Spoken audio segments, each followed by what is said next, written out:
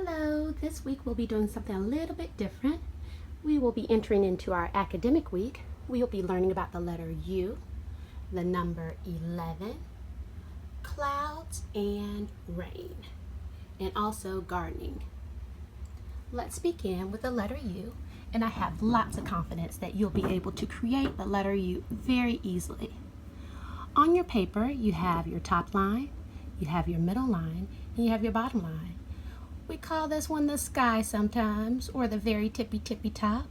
We call this one the dirt sometimes, or the very bottom. And this one is always the middle.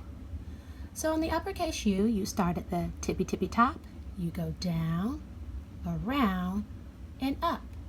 Very good. Do you notice something different on the lowercase u?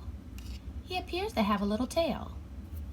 You form him just the same, except for we start on our lowercase letters right on the middle line, from the top, down, around, and up. But for his tail, you come straight back down. And that's how you create the lowercase u. Very good. The number 11. Some people say they're twins. I always say they're best friends. So an 11 is just a 1 and a 1, but they're always together. So that's why I call them best friends. If you take one away, you'll only have the number 1. But when they're together, they form the number 11. Can you say 11? Yes, and they're best friends. They always stay together. So you would see a 1 and a 1. You're going to learn about the water life cycle, on how clouds are formed, and how rain is formed.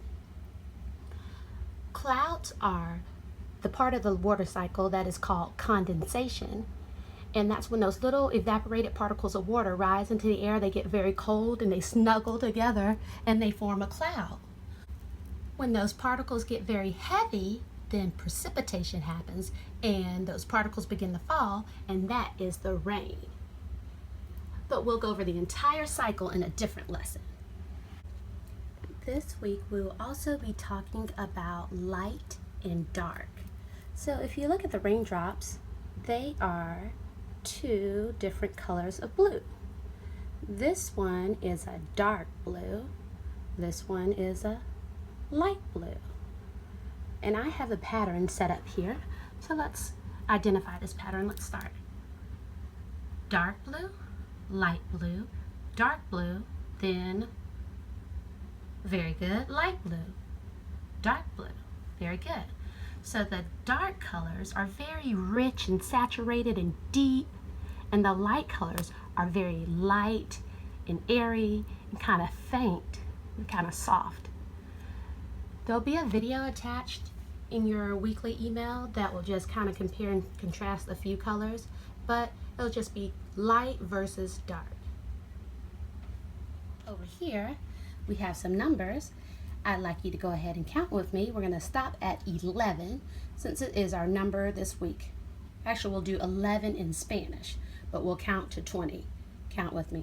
0, 1, 2, 3, 4, 5, 6, 7, 8, 9, 10, 11, 12, 13, 14, 15, 16, 17, 18, 19, and 20. Very good. All right, 11 in Spanish, in case you did not know, is once. Can you say once? Very good.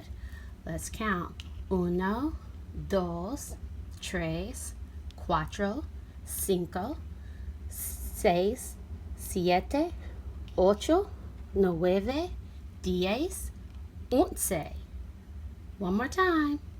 1, 2, 3, 4, 5, 6, 7, 8, 9, 10, 11. Very good. And remember, it's a 1 and a 1. 2 lines going straight down. And that'll be our number this week. If we were inside the classroom, we'd play a fun game called Feed the, what is that? Unicorn. And unicorn starts with the letter U. We would hide these U's all over the classroom, and also the number of the week. You would find them and you would let me know what letter you found.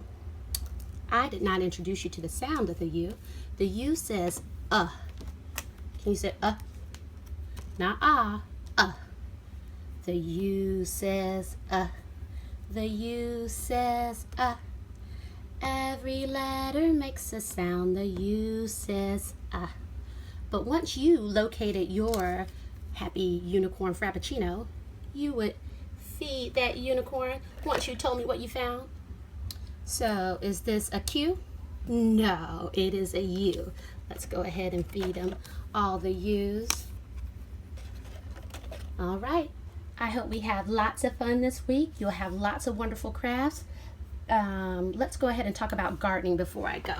In order to grow a plant, you need good soil. So these beans will represent our good soil.